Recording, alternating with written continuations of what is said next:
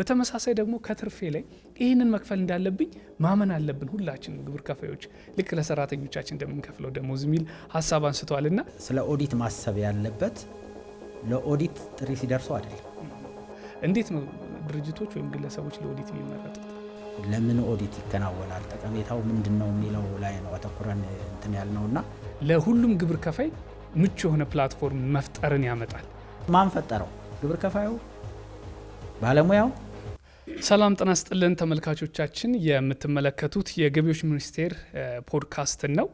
የታክስ ፖድካስታችን የተሰኘው ፕሮግራማችን በዚህ መልኩ ተጀምሯል። እንድትከታተሉ እንጋብዛለን። እንግዲህ ብዙ ጉዳዮችን ነው የምንዳስሰው። በዛሬ ፕሮግራማችን ግን ግብር ከፋዮቻችን በተለያየ ጊዜ ሲያነሱት ሲደናገጡ የምንመለከተው ነገር ግን መደንገጥ የሌለባቸውና በጣም ብዙ ነገሮች ብዙ ጠቀሜታዎች እንዳላቸው ለነሱም የሚነሳበት የኦዲትን ጉዳይ እናነሳለን። ታክስ ኦዲት ማለት ነው።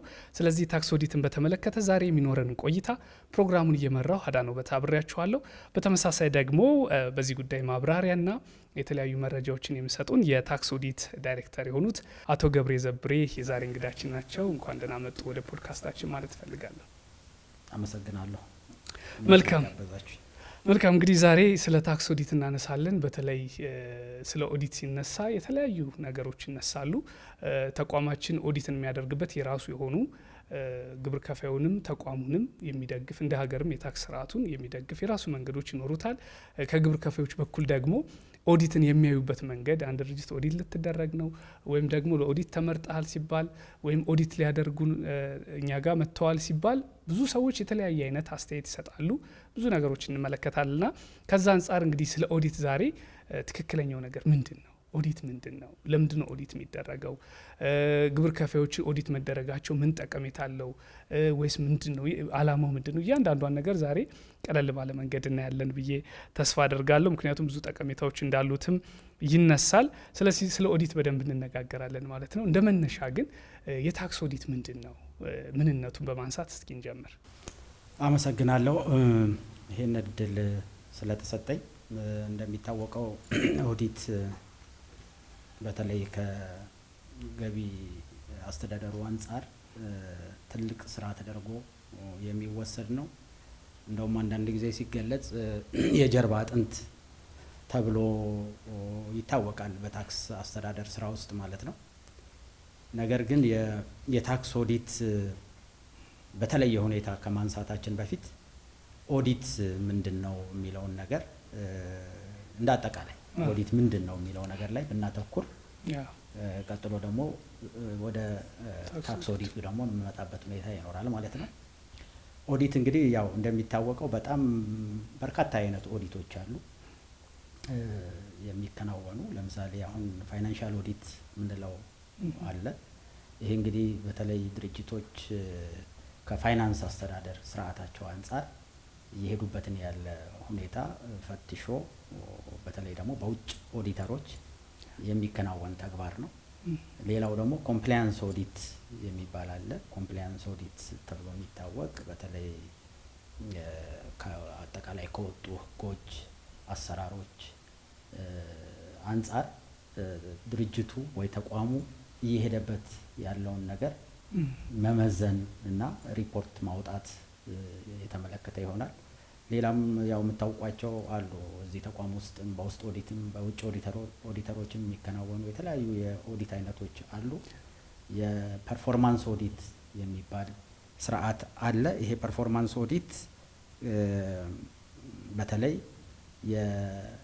የአፈጻጸምን ምን ያህል ከመጠን አንጻር ሊሆን ይችላል፣ ከኳሊቲ አንጻር ሊሆን ይችላል። የዚህ አይነት ሁኔታዎችን አይቶ መዝኖ ሪፖርት የሚያወጣበት ሁኔታም ይታያል። እንደው ከፍ ባሉት ደግሞ ደረጃዎች ሲታይ ኢንቫይሮንመንታል ኦዲትም ተብሎ ሊታይ ይችላል። ኢንቫይሮንመንታል ኦዲት ስንል ይሄ ድርጅት የተቋቋመው ድርጅት በአካባቢ ላይ ምን አይነት ተጽዕኖዎችን ያስከትላል ወይ ደግሞ ምን ያህል እነዛ ተጽዕኖዎች እንዳይኖሩ ምን ያህል ጥበቃ ያደርጋል የሚለውንም ሁሉ ሊዳስስ የሚችል ነው። ስለዚህ እንደ አጠቃላይ ስናይ ከታክስ ኦዲት ባሻገር የተለያየ አይነት የኦዲት አይነቶች ያሉ መሆኑን የምናይበት ነው።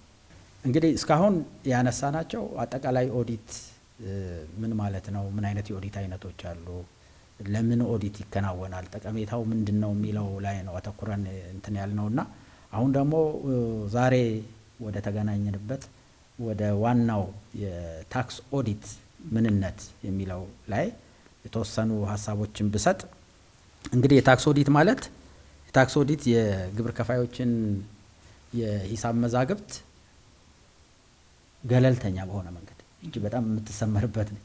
ገለልተኛ በሆነ መንገድ የመመርመርና ውሳኔ ላይ የመድረስ ነገርን የያዘ ነው። እንግዲህ አንደኛ ገለልተኛ ሆኖ ነው። ተቋሙ ተቀጣሪ ነው ኦዲት የሚያደርገው አካል፣ ግን የተቋሙ ተቀጣሪ ስለሆነ ለተቋሙ ያደላል ወይ እንዲያደላ ሁኔታዎች ተመቻችተዋል ማለት አይደለም። ሙያውን ነው የሚያየው እና እነዛን ነገሮች ይመዝናቸዋል። ይሄን ሲመዝን ለግብር ከፋዩ ወደ ግብር ከፋዩ ይሳባል ማለት አይደለም። ግብር ከፋዩ ምን ያህል ግዴታውን ተወጥቷል፣ ከምን አንጻር፣ ከተቀመጡ አጠቃላይ ህጎች አንጻር፣ ከአጠቃላይ በትልቅ ደረጃ ደግሞ ከፖሊሲዎች አንጻር እሱን መመዘን ነው እና ስራው። ይሄ ምን ማለት ነው? እንግዲህ የመጀመሪያው ነገር ገቢው በትክክል አሳውቋል። የመጀመሪያው ታክስ ኦዲት ሲደረግ ገቢውን አሳውቋል ወይ ይሄ ድርጅት ወይም ይሄ ግለሰብ ገቢውን አሳውቆናል ወይ የሚለው ነገር ይነሳል። ቀጥሎ ወጪዎችና ተቀናናሽ ሂሳቦችን በህጉ መሰረት ነው ወይ ያቀረባቸው? መጀመሪያ ገቢው ነው። አዎ። ከዛ ቀጥሎ ደግሞ ሲያሳውቅ ደግሞ ወጪዎቹስ፣ ተቀናናሾች የምንለው ዊዝሆልዲንግ ታክስ ሊሆን ይችላል፣ የቫት ተመላሾች ሊሆን ይችላል። እንደነዚህ አይነት ነገሮች በአግባቡ መጥተዋል ወይ? ከዛ በኋላ እነዚህ ሁለቱ ሲታረቁ ደግሞ ታክሱን በትክክል አስልቶ መጥቷል። እንግዲህ ገቢው አለ፣ ወጪና ተቀናናሾች አሉ፣ አስልቶት መጥቷል ወይ? ትክክለኛውን ምጣኔ ተጠቅሞ ነው ወይ አስልቶ ነው ወይ የመጣው? ይሄን ካመጣ በኋላ ያመጣው ራሱ አምኖ ያመጣው ነገር ከፍሎታል ወይ? እሱንም ያያል እና መከፈሉንም ጭምር ያያል ማለት ነው። እና እንግዲህ ይሄም በአጠቃላይ የግብር ህጎች ቅድም እንዳልነው አሰራሮች፣ ተቀባይነት ያላቸው የሂሳብ አያያዝ መርሆች፣ እንደዚሁ ደግሞ ይሄ ዓለም አቀፍ የሂሳብ አያያዝ ስታንዳርዶች አሉ። አይኤፍአርኤስ የምንለው ማለት የሪፖርቲንግ ስታንዳርዶች አሉ፣ በተለይ በትልልቅ ግብር ከፋዮች ላይ። እሱን በተከተለ መንገድ ነው ወይ የቀረበው ሂሳቡ ብሎ የማጣራትና ትክክል ከሆነ ትክክል ነው ብሎ የሚሄድ፣ ልዩነቶች ካሉ ልዩነቶችን በሰነድ ግልጽ አድርጎ ለግብር ከፋዩ ኮሚኒኬት አድርጎ ማሳወቅ፣ ልዩነቶቹ እንዲከፈሉ ለግብር ከፋዩ የመስጠትና የማረጋገጥ ተግባርን የያዘ ነው የታክስ ኦዲት ስፔሲፊካሊ ስናይ ማለት ነው። መልካም። እንግዲህ ይህንን ካነሳን ለምንድን ነው ኦዲት የምናደርገው የሚለው በዚህም የተገለጸ ነው። ግን ወደ ሁለተኛው ሀሳብ እናምራ። ምንድን ነው የሚያየው? ምን ለማድረግ ነው እንትን የሚከናወነው ተብሎ ሲታይ አንደኛ ትክክለኛነትን ለማረጋገጥ ነው። ትክክለኛ መሆኑን ለማረጋገጥ ነው። ሌላው የህግ ተገዥነትን የህግ ተገዢ ነው ወይንስ ለህግ ተገዢ አይደለም የሚለውን የምናይበት ነው። ሌላው የአፈጻጸምን የምናይበት ነው። እንግዲህ እነዚህን ሶስት ነገሮች ስናነሳ ትክክለኛነትን፣ ለህግ ተገዥነትን፣ አፈጻጸምን ስንል ምን መዝነው እነዚህ ለማሳካት ከህግ፣ ከደንብ፣ ከአሰራር እንደዚሁ ደግሞ ከአጠቃላይ ተቀባይነት ካላቸው ከሂሳብ አያያዝ መርሆች፣ ከፋይናንስ አስተዳደር ስርዓቶች ከዚህ አንጻር ተመዝኖ ምስክርነት የሚሰጥበት ነው። ሪፖርቱ ወጥቶ በሪፖርቱ ያው ኦዲት የመጨረሻው ውጤቱ ሪፖርት ስለሆነ በሪፖርት የሚገለጽበት ሁኔታ ነው የሚኖረው ማለት ነው። ስለዚህ ትክክለኛ ማለት ምን ማለት ነው የሚለውን ነገር ማየት ያስፈልጋል። ትክክለኛ ስንል ምን ማለት ነው ስንል እንግዲህ አንደኛ አስተማማኝ መሆን አለበት። አስተማማኝነቱ ምን ያህል ነው ብለን ስንመዝን አስተማማኝነቱ በትክክል ያስተማምናል ብለን የአንድን የድርጅት ሂሳብ ወይ እንቅስቃሴ ወይ ስርዓት ጤናማነት ይወክላል ብለን ወካይነቱን ልናይ እንችላለን። ትክክለኛ ስንል እንግዲህ ወደ ሰነዶች ደግሞ ስንመጣ ትክክለኛ ነው ስንል የቀረቡት ሰነዶች እነዚህ ሰነዶች ትክክለኛ ናቸው። ምንም ከግንኙነት የሌለው ሰነድ አልቀረበም። ከዚህ ሂሳብ እንቅስቃሴ ጋር ከድርጅቱ እንቅስቃሴ ጋር በተገናኘ የተጭበረበረ ሰነድ አልቀረበም። በትክክለኛ መስመር ነው የሄደው የሚለው ነው። ሌላው የምናየው እነዚህ ተጠቃለው የቀረቡ ሂሳቦች ከወጣው ስቴትመንት ጋር እንግዲህ የሂሳብ ስቴትመንት ነው የሚቀርብልን እና ለኛ ኢንካም ስቴትመንት ሊቀርብ ይችላል። ባላንስ ሺትም አብሮ ተያይዞ ይቀርባል። ካፒታል ስቴትመንት ሊቀርብልን ይችላል። እነዚህ ነገሮች ከሰነዶቹ ጋር የተስማሙ ናቸው እና እሱን ሰነዶቹን ጠቅልሎ ስቴትመንቱ እሱን ይገልጻል የሚል እንደዚሁ ደግሞ ይናበባል ብለን እንትን ልንል እንችላለን እና ተነባቢነቱ ምናይበት ነው። ሌላው ቅድም እንዳልኩት ወካይነታቸው ትክክለኛ የሂሳብ አያያዝ ስታንዳርድ የተከተለ መሆኑን እነዚህን ስናይ ትክክለኛ ነው ብለን ልናነሳ እንችላለን። ለህግ ተገዢ ነው ወይ ደግሞ ብለን ልናነሳ እንችላለን። ለህግ ተገዢ ስንል ቅድም እንዳነሳ ነው ከፖሊሲዎች፣ ከህጎች፣ ከአሰራር ስርዓቶች እንደዚሁ ተቀባይነት ካላቸው የሂሳብ አያያዝ መርሆዎች እንደዚሁ ደግሞ አሁን በትልቅ ደረጃ ከዚህ አይኤፍአርኤስ ብለን ከምንለው ከሱ የአያያዝ ስርዓቶች ጋር የታረቀ ነው እና እሱን ለማለት ነው ለህግ ተገዢ ስንል። አፈጻጸም ስንል ደግሞ ምንድነው? በአንድ በተወሰነ ጊዜ ውስጥ በመጠንና በጥራት የታቀደ እቅድ አለ። ከዛ ደግሞ የተሰራ ደግሞ ስራ አለ። እነዚህን ሁለቱን ነገሮች አጣጥሞ እየሄደ ነው ወይ? እንግዲህ መጠን ስንል ያቀድከው እቅድ አለ። እቅዱ ልክ እንዳቀድከው ፈጽመሃል ወይ የሚለውን ያሳየናል። ጥራት ደግሞ ስንል የተጠቀምካቸው ግብዓቶች ፌር ነው ወይ ማለት አንዳንድ ጊዜ ለምሳሌ ኦዲት ስታከናውን አላስፈላጊ የሰው ኃይል ልትይዝ ትችላለህ። አላስፈላጊ ጊዜ ልታባክን ትችላለህ። ስለዚህ ከሱም አንጻር የኦዲት ውጤት ይታያል ማለት ነው እና ስለዚህ ኤፊሽንሲና ኢፌክቲቭነስ ተብሎ በሚታይ ሚዛን ውስጥ የሚታይን ጉዳይ ነው አፈጻጸምን የሚለካው ማለት ነው። ሌላው ስህተት ለማረም ነው። ኦዲት የሚደረገው ስህተቶችን ለማረም ነው። ማጭበርበሮችንም ለመከላከል ነው። ስህተቶችን ለማረም ስንል በኦዲት ጊዜ ግብር ከፋዮች የሚያዩዋቸው ነገሮች አሉ።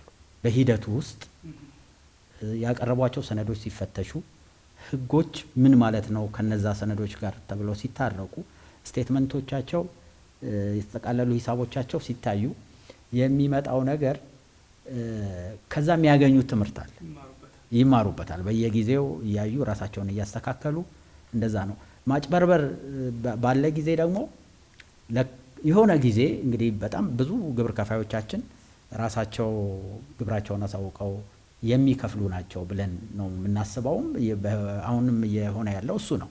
ነገር ግን አንዳንድ ጊዜ ምን ይሆናል በጣም ጥቂት የሆኑ ግብር ከፋዮቻችን ከዚህ መስመር ወጣ ብለው የሚገኙበት ሁኔታ አለ። በዚህ ጊዜ የኦዲት ስራ በሚከናወንበት ጊዜ እነዛ ወጣ ያሉ ሰዎች ከህጉ፣ ከደንቡ፣ ከአሰራር ስርዓቱ አጠቃላይ ተቀባይነት ካለው የሂሳብ አያያዝ ስርዓት ወጣ ብለው በሚገኙበት ጊዜ ልዩነቶቹ በኦዲት ጊዜ በሚገኙበት ጊዜ ዳግም ለካ ይገኛል፣ ይሄ ነገር ይታወቃል፣ ይደረስብኛል የሚለው ነገር እንደ ትምህርት ይወስዱታል እና ከዛ ቀጥሎ ባለ ጊዜ ይሄ ማጭበርበር የሚባለውን ነገር እየታረሙ እየተገታ እየተሻሻለ የሚመጣበት አሁንም ሂደቱ የምናየው እሱ ስለሆነ ማለት ነው። ሌላው እንግዲህ ኦዲት ሲደረግ ነሰሰርሊ በግብር ከፋዮች ብቻም ሳይድ ሳይሆን ተቋሙም ራሱን ያይበታል። ምን አይነት ትምህርቶችን ቀርጸን ከዚህ መመለስ አለብን? ምን አይነት ህጎች መሻሻል አለባቸው? የትኛው ደንብ መሻሻል አለበት? የትኛው የአሰራር ስርዓት መሻሻል፣ የትኛው ሌሎች የምናከናውናቸው ነገሮች ሁሉ በምን መንገድ መሄድ ይችላሉ? ቀጥሎ የዚህ አይነት ተደጋጋሚ ስህተቶች እንዳይኖሩ ምን ልናደርግ እንችላለን? ኤግዛክትሊ እና እነሱን ነገሮች ፈትሾ ማየት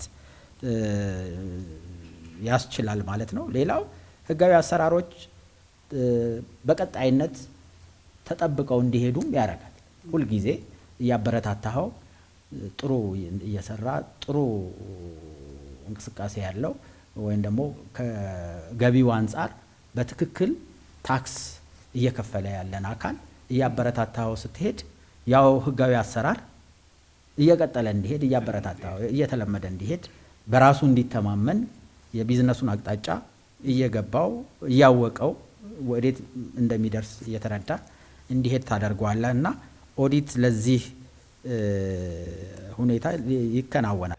አጠቃላይ የኦዲትን ምንነት በደንብ እያነሳን ነው እና ዋናው አላማ እንግዲህ እዚህ ላይ ታማኝ ግብር ከፋዮች አሉ፣ ገና ወደ ታክስ መረቡ የሚገቡ አሉ። እንደዚሁም ደግሞ ሁኔታዎችን እያዩ በመረጃ ደረጃ እንግዲህ ትክክለኛውን መረጃ የሚያሳውቁም ይኖራሉ። የተቋሙ አላማ እዚህ ውስጥ ይጠቀሳል በደንብ እንግዲህ እርስዎም እንዳነሱት ዋናው ነገር ለግብር ከፋዮች ምቹ ሁኔታን መፍጠር ያመጣል። አሁን የተነሱት ነገሮች በሙሉ የእያንዳንዱ ሰነድ የእያንዳንዱ ሂደት የነጋዴው እንቅስቃሴ ጤናማነት ቼክ ሲደረግ ለሁሉም ግብር ከፋይ ምቹ የሆነ ፕላትፎርም መፍጠርን ያመጣል። ጠቀሜታው ሲነሳ ግብር ከፋዮች ይማሩበታል። የሚያገኟቸው መረጃዎች ብዙ ጊዜ ሙሉ ላይሆኑ ይችላሉ። በኦዲት ጊዜ በጣም መሰረታዊ የሆኑ ነገሮችን የማወቅ እድል አላቸው። በአንጻሩ ደግሞ አሁን ከተነሳው አንጻር ተቋሙም ደግሞ ምን አይነት ትምህርት መስጠት አለብኝ፣ ኦዲት ላይ ግብር ከፋዩ ምን ማወቅ አለበት የሚለውን ደካማ ጎን የማወቅ እድል አለው። ስለዚህ ሁለት በጣም መሰረታዊ ነገሮች ተነስተዋል። ከዛ ውጭ ደግሞ ህግን ተግባራዊ የማድረግ ልምምድ እንዲመጣ ያደርጋል የሚለው ሀሳብ እሱ በጣም የሚሰመርበት ነው።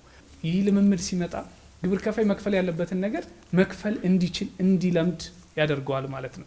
እንደውም አንድ ግብር ከፋይ ቃለመጠይቅ አድርጌ ነበረ ብራንች ላይ የእውቅና የተሰጣቸው ሽልማት ሲደረግና በጣም የተናገረው ነገር አሁን ድረስ አስበዋለሁ። አንድ ድርጅት ለትርፍ ይቋቋማል፣ ሰራተኞች ይቀጥራል። ስለዚህ እነዛን ሰራተኞች ደሞዝ ወሩ በገባ ቁጥር መክፈል እንዳለበት ያምናል፣ እርግጠኛ ነው አለ። ግብር ላይ ተመሳሳይ አይነት አስተሳሰብ መያዝ አለብን አለኝ። ምክንያቱም ይሄ ሰራተኞች አሉ፣ እነዛ ሰራተኞች ወሩን ጠብቀው መከፈል ያለባቸው ነገር መክፈል እንዳለብኝ ያምናለሁ። በተመሳሳይ ደግሞ ከትርፌ ላይ ይህንን መክፈል እንዳለብኝ ማመን አለብን ሁላችን ግብር ከፋዮች፣ ልክ ለሰራተኞቻችን እንደምንከፍለው ደሞዝ የሚል ሀሳብ አንስተዋል። እና አሁን ቅድም እርስዎም ሲያነሱ እንግዲህ ይሄ የመመሪያ ተግባራዊነት ልምምድ ሲመጣ እያንዳንዱ ሰው ይሄን ነገር መክፈል እንዳለበት እየለመደ ይመጣል እና ኦዲት እንዲሁም ትልቁን ስራ ይሰራል የሚል እምነት አለኝ። እኔም በጣም በትክክል ነው። ኦዲት አላማውም ግብራቸውን በታማኝነት በፈቃደኝነት የሚያሳውቁ ድርጅቶችን ወይም ግለሰቦችን ማበረታታት ነው። እሱ አንድ ሆኖ ሌሎች ደግሞ ከዚህ መስመር ወጣ ብለው ያሉትን ደግሞ ወደዚህ መስመር እንዲሳቡ የማድረግ ራሳቸውን እያስተካከሉ የሚሄዱበትን ስርዓት እንዳጠቃላይ መፍጠር ነው እና በትክክል ነው ያነሳኸው የሚለውን ሶስተኛውን ጥያቄ ላንሳ። እዚህ ላይ ሌሎች ሀሳቦች ከሌሉ ይህንን ካነሳን እንግዲህ ወደ ኦዲት አይነቶች ተመልሰን እንምጣና ተቋሙስ ስንት አይነት የኦዲት አይነቶችን ነው የሚያደርጉ? የኦዲት አይነቶች ስንት አይነት የኦዲት አይነቶች አሉ ማለት የሚለውን ራሱ መመልከት በጣም መሰረታዊ ነው ብዬ አስባለሁ። እና እንደየ ኦዲት አይነቱም እንግዲህ ጉዳዩ ስለሚለያይ እስኪ እነሱ እናንሳ። እንግዲህ ተቋማችን በርካታ አይነት የኦዲት አይነቶች ያከናውናል ከምክንያቶች ጋር ከሚደረጉበት ምክንያቶች ጋር ማለት ነው። ኦዲት እንግዲህ አይነቶችን ስናነሳቸው አንደኛ ከሚወስዱት ጊዜ አንጻር ምን ያህል ጊዜ ተወስዶ ይሰራል ከሚል አንጻር የኦዲት አይነቶች ሊለዩ ይችላሉ። ሁለተኛ ደግሞ ከጥልቀቱ ምን ያህል ውስጥ ተገብቶ ምርመራ ይከናወናል ኦዲት መደረግ አለበት ተብሎ ሊታይ ይችላል። ከዚህ አንጻር ስናያቸው አሁን ለምሳሌ ዴስክ ኦዲትን ልናነሳ እንችላለን።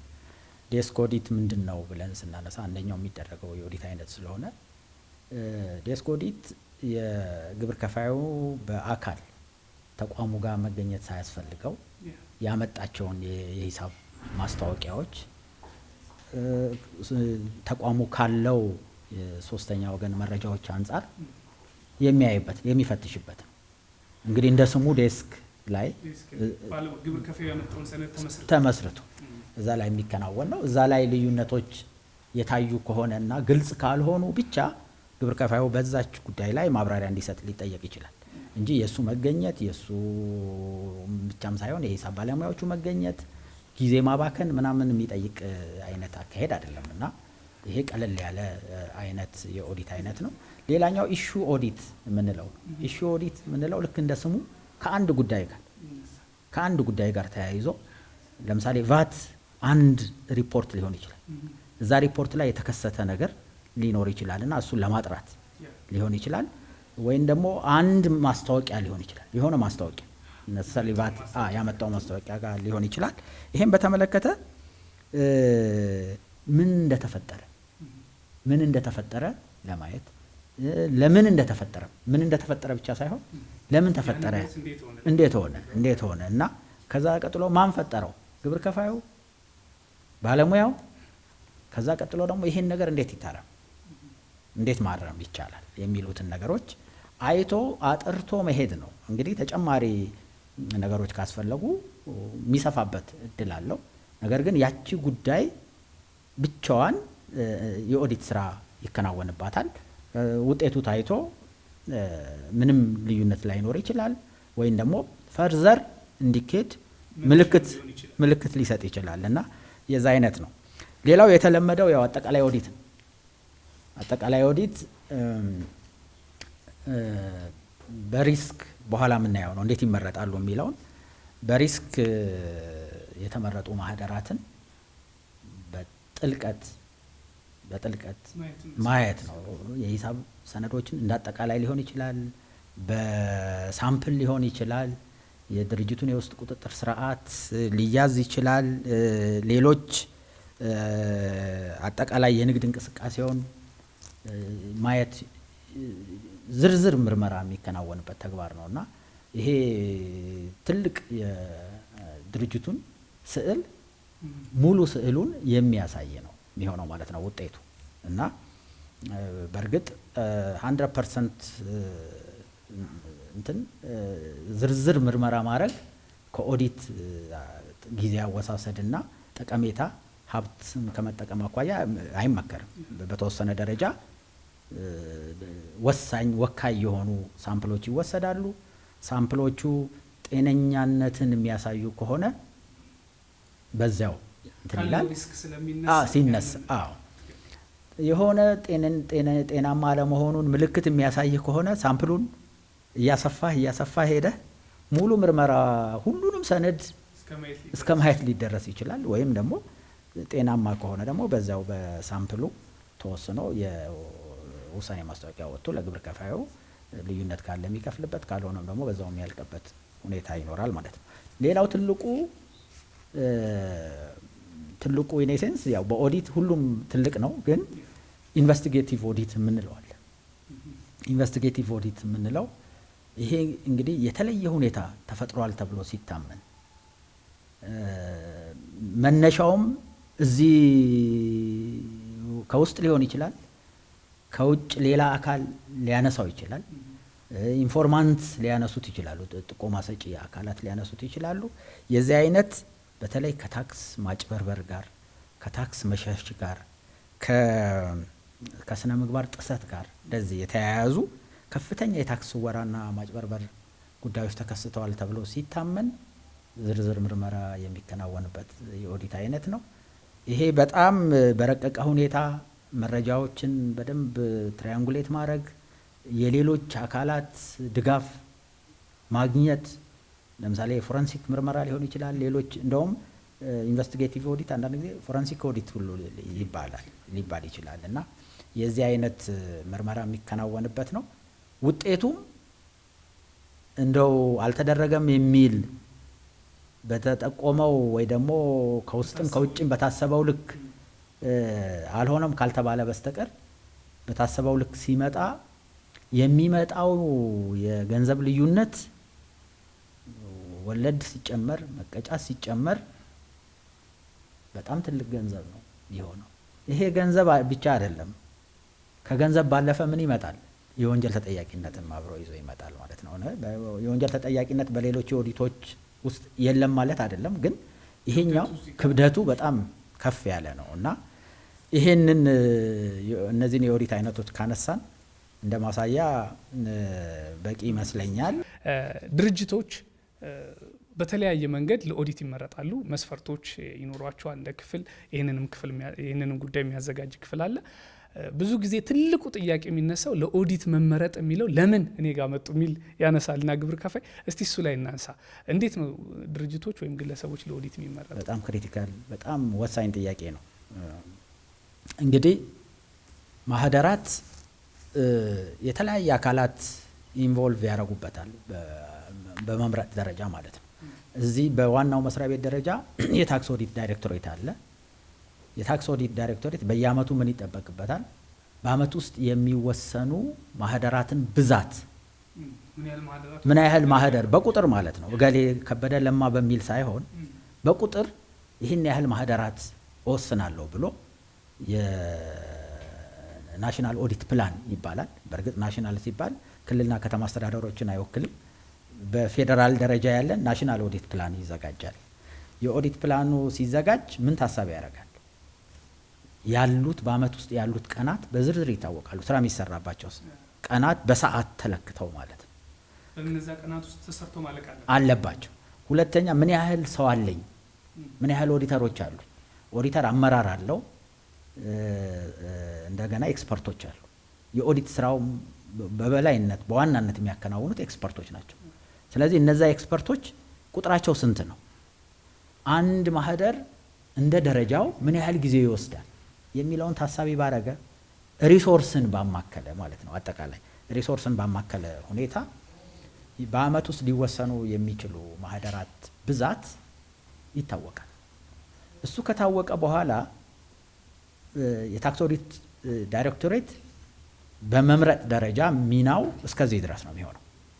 ከዛ ቀጥሎ ሌላ የስጋትና ሕግ ተገዥነት የሚባል ገለልተኛ ከዚህ ኦዲት ዲፓርትመንት ጋር ግንኙነት የሌለው ለሌለው አካል ቁጥሩ ይላክለታል። ቁጥሩ ሲላክለት ያ ዲፓርትመንት ምንድነው የሚያደርገው? እነዚህን ማህደራት በስጋት ደረጃቸው ያስቀምጣቸዋል። ለምሳሌ ታክስ ኦዲት 1000 ማህደራት ኦዲት አደርጋለሁ ካለ እነዛ 1000 ማህደራት በሪስክ ካታጎሪያቸው አጠቃላይ በስጋት ደረጃቸው አጠቃላይ ማህደራትን በየብራንቹ ያሉትን በስጋት ደረጃቸው ይለያቸውና እንግዲህ ይሄ ስጋት ደረጃ ምንድነው? ሁለት ነገሮች አሉ። አንደኛ በሲስተም የሪስክ ኢንጂን የሚባል ሲስተም ነው። ከሰው ንክኪ ነፃ የሆነ ኢንጂን ነው። ከዛ ለዛ ኢንጂን ደግሞ የሚሰጠው የሪስክ መምረጫ ክራይቴሪያዎች አሉ። እነዛ ክራይቴሪያዎች እንግዲህ ተቋሙ ውስጥ ከዚህ ጋር አግባብነት አላቸው ተብለው የሚታመንባቸው አካላት ለይተው በየጊዜው አፕዴት እያደረጓቸው ለሪስክ ኢንጂኑ ፊድ ያደርጋሉ። ያ ሪስክ ኢንጂን አጠቃላይ ሊወሰኑ የሚችሉትን ማህደራት በከፍተኛ በመካከለኛና በአነስተኛ የስጋት ደረጃ ለይቶ ያስቀምጣቸዋል። ይሄን ካረገ በኋላ ለቅርንጫፍ ጽህፈት ቤቶቻችን እነዛ ለየቅርንጫፍ ጽህፈት ቤቱ የተመረጠ በከፍተኛ ደረጃ በመካከለኛና በዝቅተኛ ደረጃ ሪስክ አለው የተባለው ማህደር ለየብራንቹ ይላካል። ብራንቾች ይህን ካገኙ በኋላ በተቀመጠላቸው የሪስክ ደረጃ መሰረት የኦዲት ስራቸውን ያከናውናሉ። እዛ ላይ እንግዲህ ለኦዲተሮች ማከፋፈል አለ። ማህደራትን ለኦዲተሮች የሚከፋፈልበት የራሱ የሆነ ስርዓት አለው። በጣም ብዙ አመት ልምድ ያላቸው ኦዲተሮች አሉ።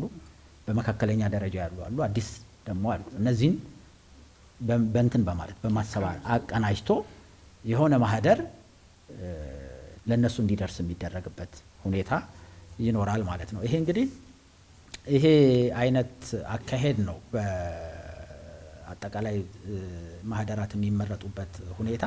ግን ይሄም ሆኖ ብዙ ጊዜ የሚነሳ ነገር አለ እና ምንድነው የሆነ አካል ሁልጊዜ በኦዲት ተመራጭ እንዲሆን፣ ሌላው አካል ደግሞ በኦዲት ውስጥ እንዳይሸፈን ይደረጋል የሚል ስጋቶች በብዙ ቦታዎች ላይ እንሰማለን እና እኛም እሱ እንዳይፈጠር በጣም ነው የምንሰጋው።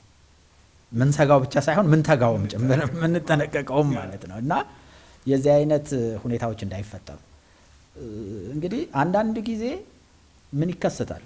አንዳንድ በጣም አልፎ አልፎ ግብር ከፋዮች ተደጋጋሚ እዛ የሪስክ ኢንጂኑ በከፍተኛ ስጋት ደረጃ ሊያስቀምጣቸው ይችላል። ይሄ የሆነበት ሊሆን የሚችልበት እኛ ብለን የምናምነው ቀደም ሲል በሪስክ እንዲመረጡ ያደረጋቸው ምክንያቶች አልታረሙም ብለን ነው የምንወስደው። አልታረሙም። ይሄም ቢሆን በአንድ ዓመት ውስጥ ኦዲት ተመልሶ እንዲደረግ የሚደረግበት ስርዓት የለም።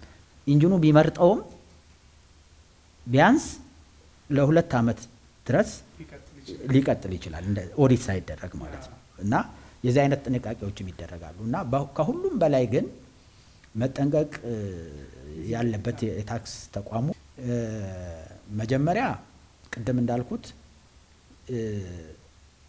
እንትን በሆነ ሳይንቲፊክ በሆነ መንገድ የሪስክ ክራይቴሪያዎችን መምረጥ ብቻም ሳይሆን ወቅታዊ ማድረግ ይሄ ትልቅ ነገር ነው። እሱን ወቅታዊ አርገን ሲስተሙ በትክክል እነዚህን የተሰጡትን ግብአቶች ተጠቅሞ መምረጥ ይችላል ወይ የሚለው ነገር በጣም መሰረታዊ ነገሮች ናቸው። ፋንክሽናል መሆኑን እዛ ላይ ጥንቃቄ ማድረግ እንጂ ማን ይመረጣል የሚል ስጋት ውስጥ መግባት የለበትም ሰው ማለት። እና ኢቭን ተቋሙ ማን ሊመረጥ ይችላል ሳይሆን ለምርጫ የሚያመጡት ግብአቶች ናቸው ቤዚክ የሚሆኑት ማለት ነው። እና ያ ግብአት ደግሞ ለሁሉም የሚሰራ መሆን አለ።